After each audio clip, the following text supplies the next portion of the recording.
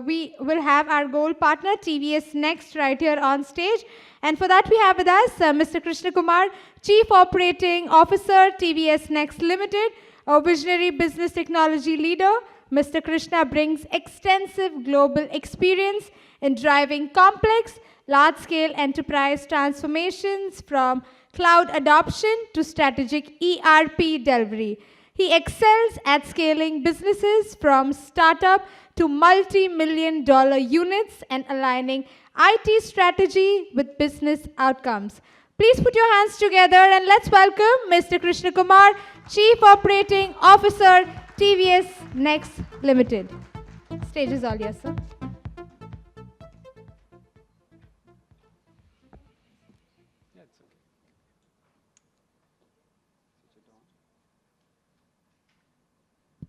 Yeah, thank you. Thanks. I think big thanks first to make the audience come back and make it as an icebreaker. Thanks to my marketing team for choosing this slot. What I plan to cover in the next 10 minutes that was given to me is give you an overview of where the manufacturing data landscape is today from an outside-in perspective, and also give a flavor of what we are trying to build in TVS Next as a solution or an approach towards that. While I go through that, the premise with which the whole thing has been built is the data collection or the data consolidation on the manufacturing layer has been on for quite some time. We've had industry 3.0, 4.0, 5.0 has been on over a period of last decade at least, where we've been collecting the data with, from different sources and so on. What's changed in the last few years, especially with the advent of Agentic AI and the tech disruption that's happening because of the advancement in technology and all of that that's kind of disrupting the way we are looking at data.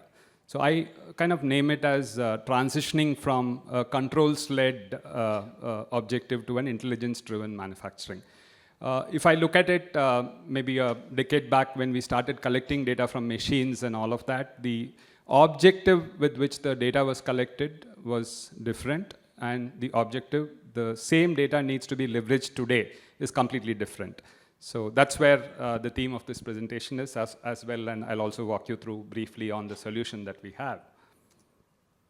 So if you really look at it from a standpoint of what it was earlier, the entire data collection, whether it is from the PLCs, SCADA systems, or any manufacturing system per se, was with the mindset of how do I control or how do I monitor using that data. What I mean by that is you will have dashboards coming out of the solutions, you will have some control initiatives or control notifications coming out of the solutions. That's the intent with which the data was collected.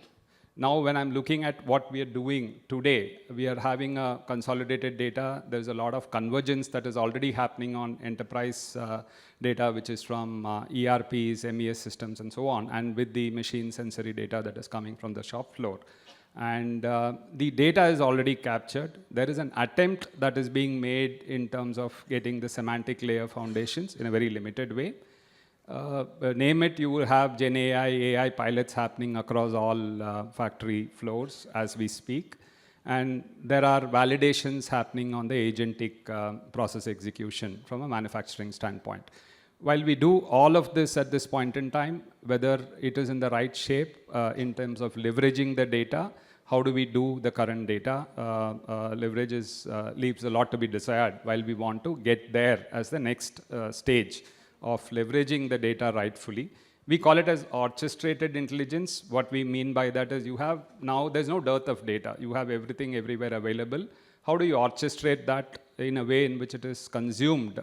One, continue to be consumed by human for control and monitoring, as well as how do you enable an agentic workflow through the same data that you're collecting. So the context again from which we are moving is you collect the data and then orchestrate that in a manner in which both an automation system can consume as well as from a human in the loop can consume. So that's the piece that we're talking about here. So this is a familiar picture where what we are seeing is different functions or departments that work on the shop floor. different areas, different systems that feed in. So when you look at data sources, people really look at only 1 and 2 bullet points there, where we see there is a data that is coming from machine sensors, PLCs, all these are automated data that is coming to systems. And this is typically a big data that comes. You collect your information every millisecond, every microsecond, whether it's a vibration or a temperature or whatever it is.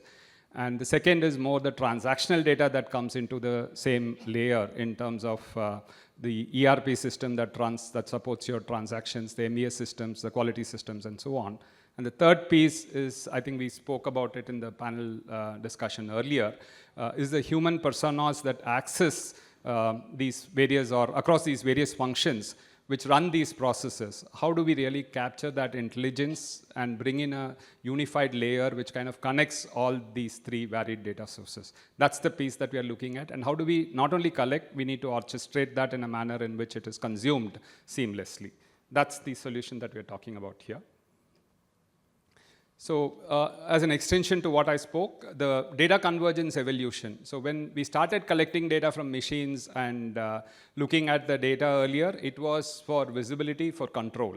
We had monitors, we had dashboards, we had signals coming from the shop floor, which a human consumed and enabled control.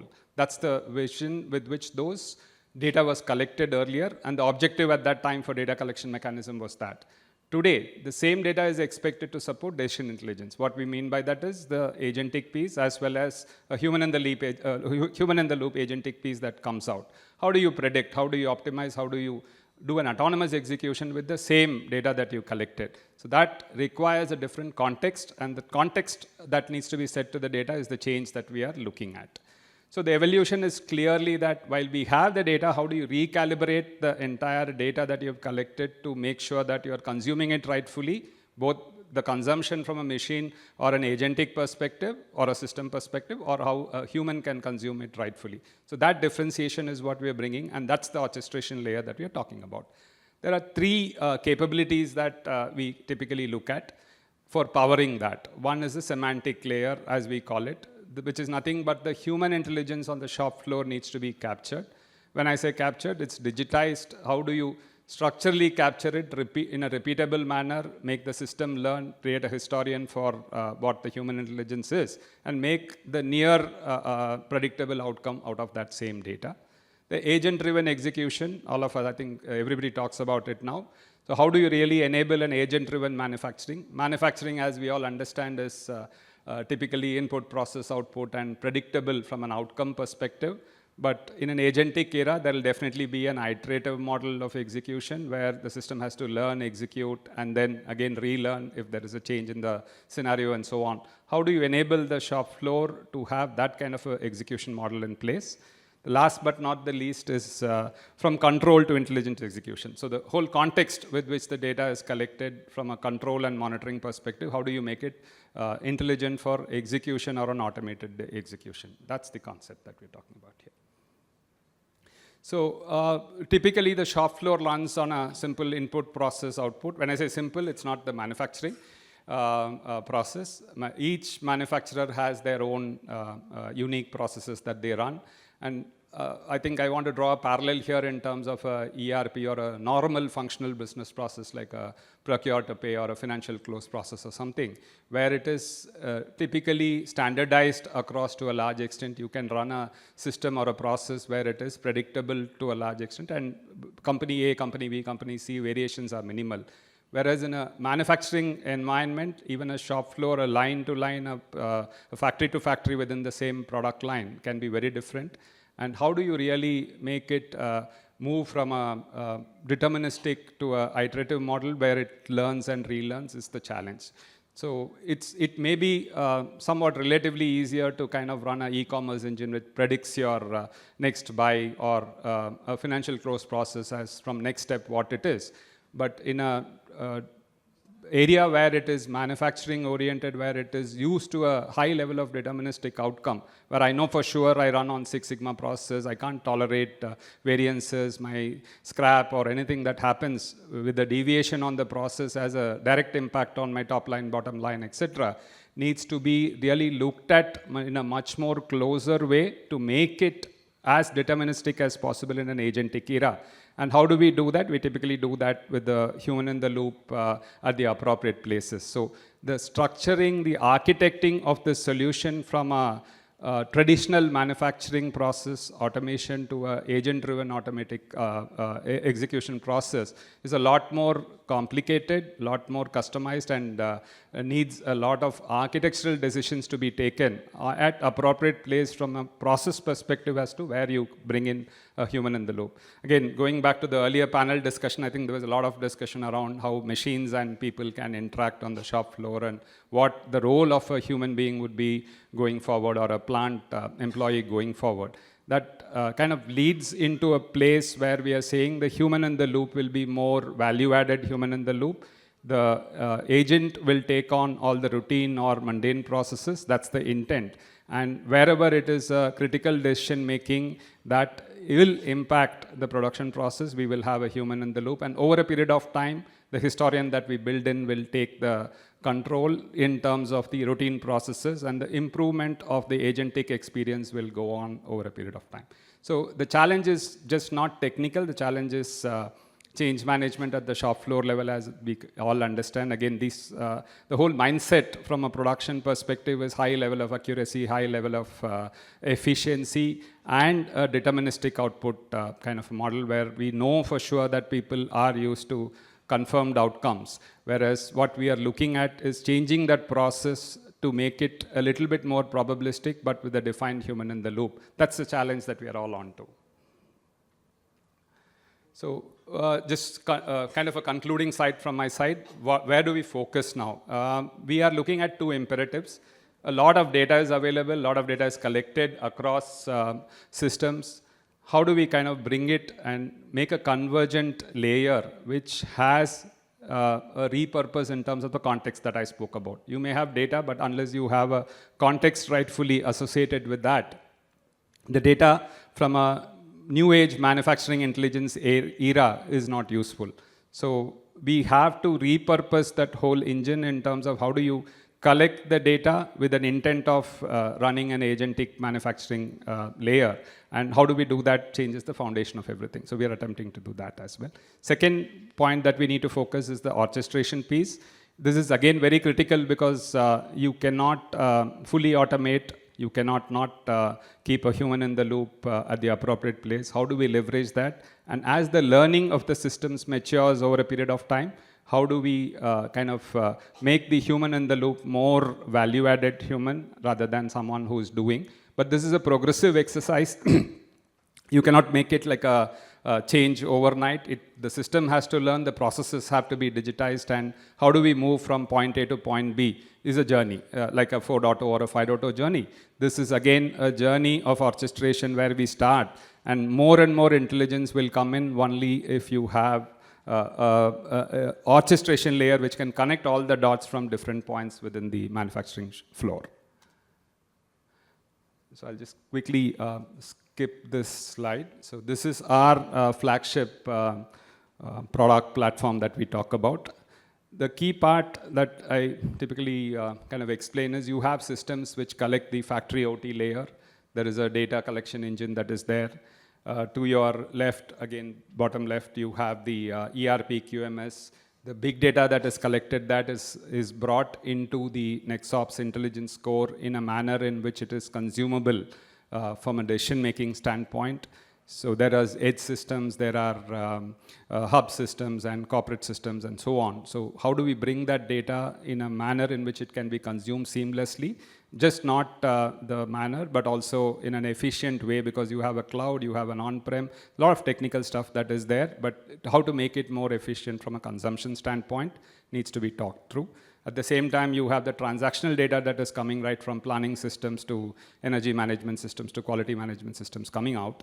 And the uniqueness of this intelligence core comes from the operator or the digitization experience that we carry on the shop floor, which caters to all the gaps that are there in the digitization of the shop floor, which captures not just the operator experience, the human intelligence around that, which powers the engine.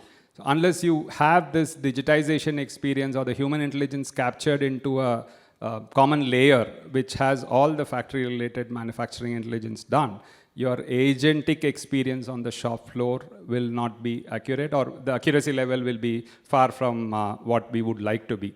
So what we kind of look at it is, how do we have an orchestration layer which consolidates all these experiences and the data points and brings in a layer of intelligence which powers your agents in a much more accurate, much more deterministic way than today a normal agent can do from a probabilistic oriented approach. So that's the piece that we are looking at. So I'll run a small video which covers the solution that we have. Are you ready for an agentic factory where machines don't just operate, but think, predict, and act? Manufacturing today runs on signals from machines, systems, and people, but they don't speak the same language.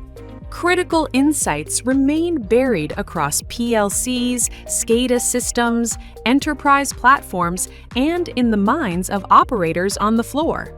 NextOps connects directly to your factory's OT layer, PLCs, SCADA, sensors, and machines, transforming raw machine data into real-time intelligence. But machines don't tell the full story.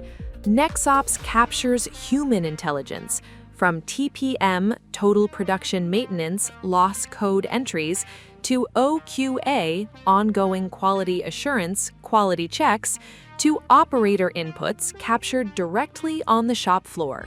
Together, machine and human intelligence converge through JH Jishu Hosen activities, DHS daily health status signals, and continuous operator inputs in real time. This is a predictive maintenance agent from NextOps. You can see the digital representation of a line, which showcases each of the machines with the corresponding operator, what is the current shift which is running, and what is the active time for each machine, what is the line number, part number which is on the production, what is the production order number, what is the current OE, and what are the split across the different parameters of OE, the quality details. What is the good part, and what are rejections that has happened, and the current shift? What is the plant dose's actual capacity which is getting produced? What is the utilization? So this can be selected for different time frames, and the agent helps you to add new machines by giving the different parameters. It also connects to SAP to fetch the details if a machine is available as an asset in the repository.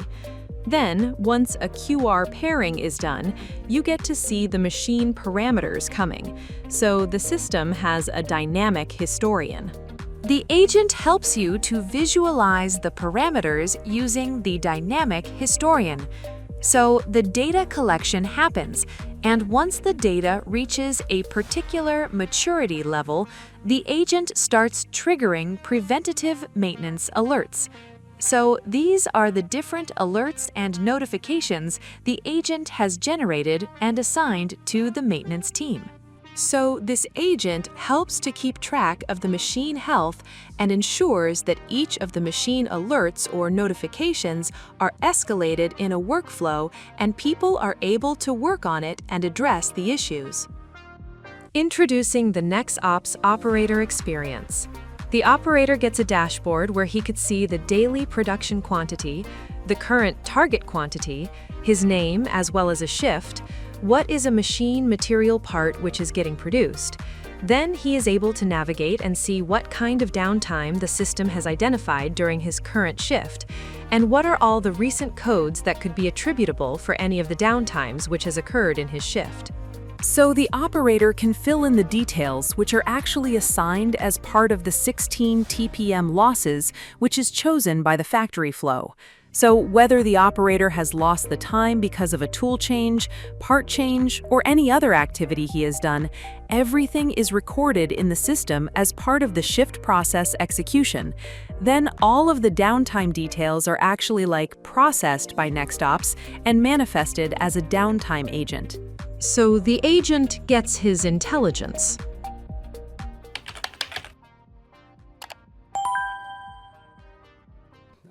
Good from a slot perspective, definitely next time better. Yeah, thank you.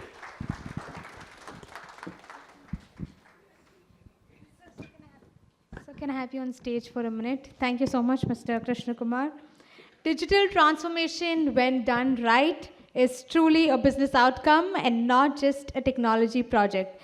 Ladies and gentlemen, with this, may I please welcome on stage Mr. Chris Saravanan, Director ACMA, to please join us on stage to felicitate Mr. Krishna Kumar. Let's have a round of applause for sir, everybody.